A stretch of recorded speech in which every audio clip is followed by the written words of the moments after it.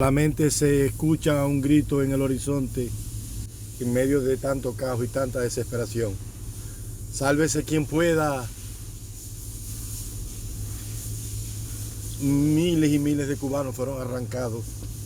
de los barrios negros de Zamora en La Habana, de La Timba, de Cayo Hueso, de La Lisa, de Chicharrones en Santiago de Cuba, de Ferro Ómnibus en Camagüey, para que aparecieran negros como la población de Angola, de Mozambique y Etiopía, y los mandaron a la guerra de África. Y se estima entre 27 y 30 mil los miles de muchachos cubanos que se quedaron en las guerras de Angola, enlutando para siempre a la madre cubana. Y después, cuando trajeron los restos, el tirano mayor, el tiranosaurio, el causante de todos los males de Cuba, el hombre que más mal le echó a Cuba después de Valeriano Weyler, aquel sanguinario capitán general de Cuba en los días de la última guerra, que reconcentró a más de 200.000 cubanos del campo para que no llegaran a los mambises y los mató de hambre. Se paró y dijo que de Angola lo único que vamos a traer son los restos de nuestros hijos y nada más. Y lo único que hicieron fue saquear el erario público de Angola en el traficheo del petróleo con Cabinda, el tráfico de diamantes, de oro, de marfil y cuanto cosa se destapó en la causa 1 del 89 a raíz de la caída del general Ochoa, del departamento MC que dirigía Tony Laguardia, y todos los vínculos con el crimen, con Noriega, con Pablo Escobar a través de Panamá y de la dictadura de Noriega que destruyó en 1991 George Bush padre. Increíble, y pusieron a Sara González a cansar a los héroes, se les recuerda sin llanto. El que cayó con el machete, y se recordarán el del machete aguerrido, en el último héroe que hasta hoy se ha perdido. Todos gritarán,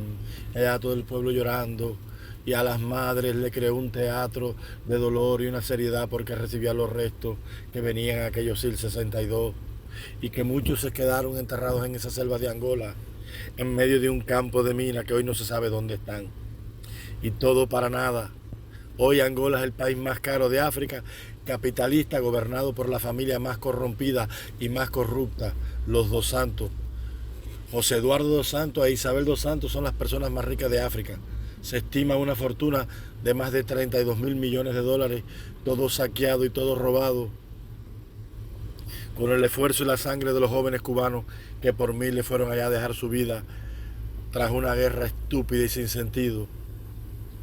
Y lo único que recibieron hoy es andar por miles, alcohólicos, sin dientes, arruinados y hechos polvo por los pueblos de Cuba, heridos, mutilados, olvidados como veteranos de guerra, que no tienen dinero ni para tomarse una botella de gualfarina,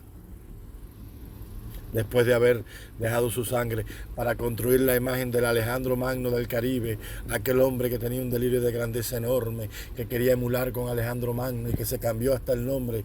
porque su nombre verdadero es Fidel Hipólito Castro Ruz, pero en su grandeza tenía que ponerse Alejandro, porque él era grande como Don Quijote, el hombre de la sinrazón, que nuestra sentida razón merece, que de la sinrazón es la razón, que como dijo Cervantes, ni el mismísimo Aristóteles, si volviese a nacer, desenreda el entuerto de la cabeza de Quijote cubano porque las locuras y los delirios de grandeza y las estupideces políticas y los embarques sociales y económicos a los que este hombre condujo a la nación cubana, no hay escritor ni historiador que lo pueda revelar. Millones de personas salieron a las calles a ganarse la vida en medio de una crisis total donde no había ni siquiera un fósforo para encender un fogón de acerrín. La gente tenía que coger una lupa y velar el sol para coger y quemar un papel y crear una chispa. No había petróleo y la gente le arrancaba a los techos de las casas el cartón prieto, o se iban a las costas a recoger suelo y pedazos de plástico para encender los fogones porque no había combustible. Las ambulancias paradas,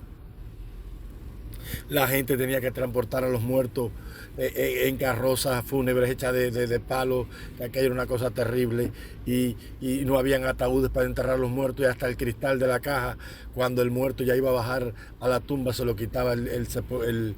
chofer del carro fúnebre y tenía que llevárselo para volvérselo a poner a otro féretro, porque ni un cristal tenían para una caja de muertos.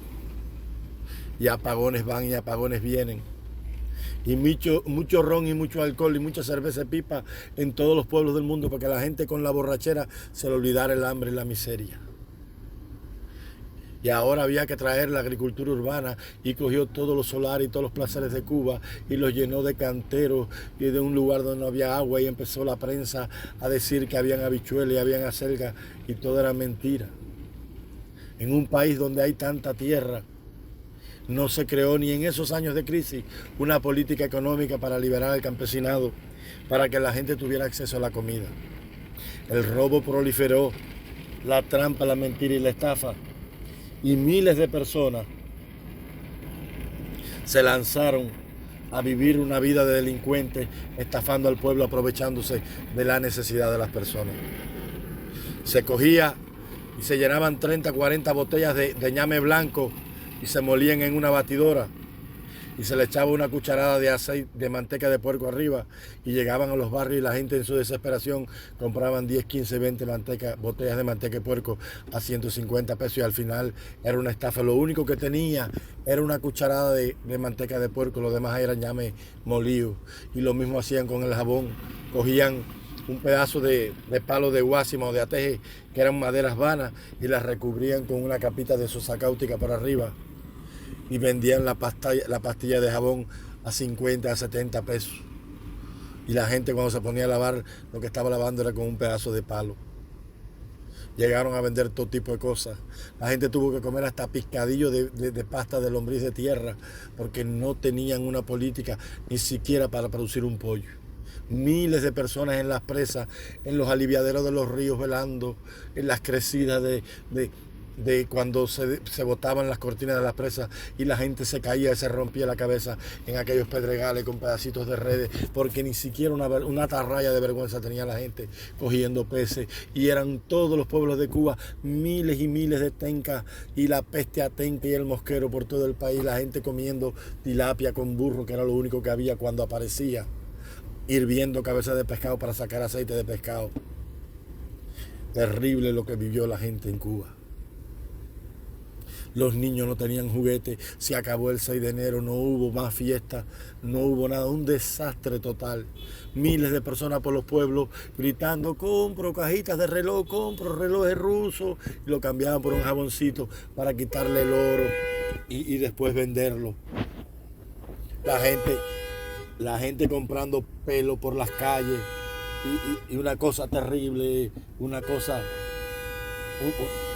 que no tenía ni razón ni lógica de ser. Increíble lo que la gente en Cuba vivió y pasó. Y entre más se vivía y más se inventaba, más mentira y más mesas redondas y más reafirmaciones revolucionarias y más juramentos de Baraguá y más marchas del pueblo combatiente y más movilizaciones y desfiles por la calle con banderas de la juventud, y todo era mesa redonda, tribuna abierta, batalla de ideas, y en cada lugar de Cuba una tribuna abierta, y hay que devolver a Elian y hay que devolver a Eliancito, y todos los días Randy contando un cuento de 10 y 15 horas en la mesa redonda,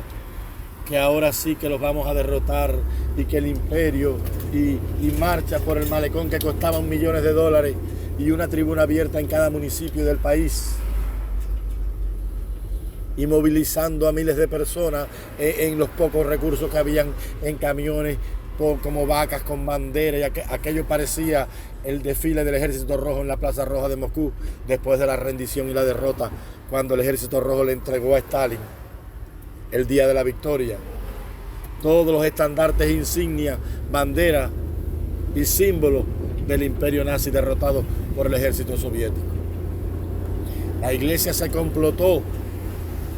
con el tirano, y el cardenal que tuvo la posibilidad de llamar al pueblo de Cuba a las calles para la rebelión en medio de aquella crisis terrible fue a Alemania, en los días que Ratzinger era Benedicto XVI, Joseph Ratzinger era el Papa de la Iglesia Católica, y en la reunión de las Juventudes Católicas en Alemania, cuando se le preguntó al coronel Jaime Lucas Ortega y Alamino, el cardenal de La Habana, que qué pasaba con Cuba, dijo: en Cuba hubo una sola revolución desde 1868 hasta el día de hoy. La comenzaron los mambises y hoy la comanda el comandante de la revolución cubana, Fidel Castro. Hasta para eso tuvieron suerte estos bárbaros. Eso ha sido la desgracia más grande que el pueblo de Cuba ha vivido. Siempre digo y repito, el único grito que se escucha en el cielo, en medio de tanto caos y tanta rapiña, es: ¿hasta cuándo es el comunismo? En este miserable sálvese quien pueda.